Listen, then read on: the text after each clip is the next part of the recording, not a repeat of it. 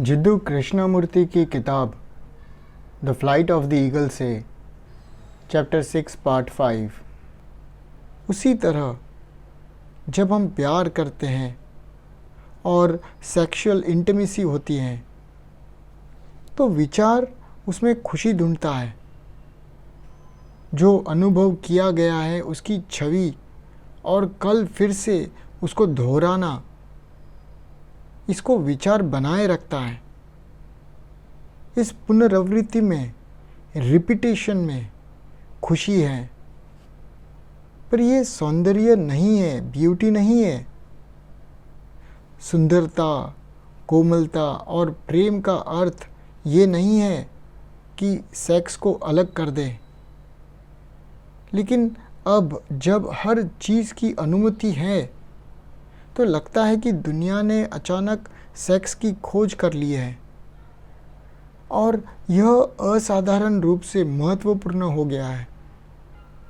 शायद यही एकमात्र बच निकलने का तरीका है आदमी के पास, एकमात्र स्वतंत्रता है।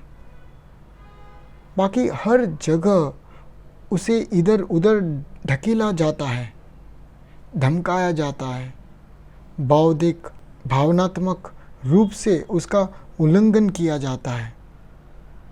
हर तरह से वह एक गुलाम है, वह टूट गया है और केवल एक ही समय जब वह मुक्त हो सकता है वह यौन अनुभव में है, सेक्स के अनुभव में है।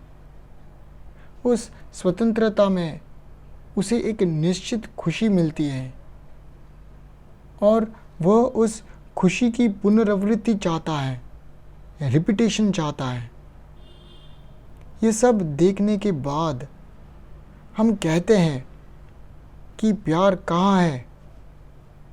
प्रेम से भरा मन और हृदय ही जीवन की सारी गति को देख सकता है।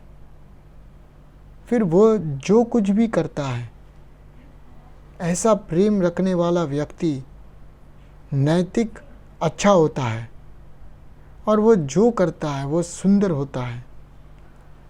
और इस सब में ऑर्डर कहाँ से आता है? हमारा जीवन जिसमें इतना भ्रम है, इतना अव्यवस्थित है। हम सब व्यवस्था चाहते हैं, ऑर्डर चाहते हैं। न केवल घर में चीज़ों को उनके उचित स्थान पर व्यवस्थित रखना, बल्कि हम बाहरी रूप से भी व्यवस्था चाहते हैं। हमारे समाज में जहाँ इतना बड़ा सामाजिक अन्याय है, हम हमारे भीतर में भी ऑर्डर चाहते हैं।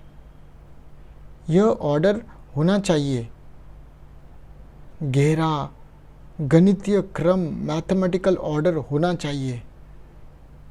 और क्या यह ऑर्डर उस पैटर्न के अनुरूप होना चाहिए जिसे हम व्यवस्थित मानते हैं? तब जब हम पैटर्न की तुलना तथ्य से करते हैं तो संघर्ष होगा और यही संघर्ष विकार लाता है, डिसऑर्डर पैदा करता है और इसीलिए यह गलत है। जब हमारा मन सदाचारी होने, नैतिक होने के लिए संघर्ष करता है तो वह विरोध करता है और उसी संघर्ष में अव्यवस्था होती है। तो सद्गुण या वर्च्यू ही व्यवस्था का सार है। हालांकि हम आधुनिक दुनिया में उस शब्द का उपयोग करना पसंद नहीं करते हैं। वो गुण विचारों के टकराव से नहीं आता, बल्कि तब आता है जब आप विकार को गंभीर रूप से देखते हैं, जागरूक बुद्धि के साथ स्वयं को समझते हुए देखते हैं। फिर उच्चतम रूप का पूर्ण क्रम, कंप्लीट ऑर्डर होता है और यही पुण्य है, वर्च्यू है। और वह तभी आ सकता है जब प्रेम हो,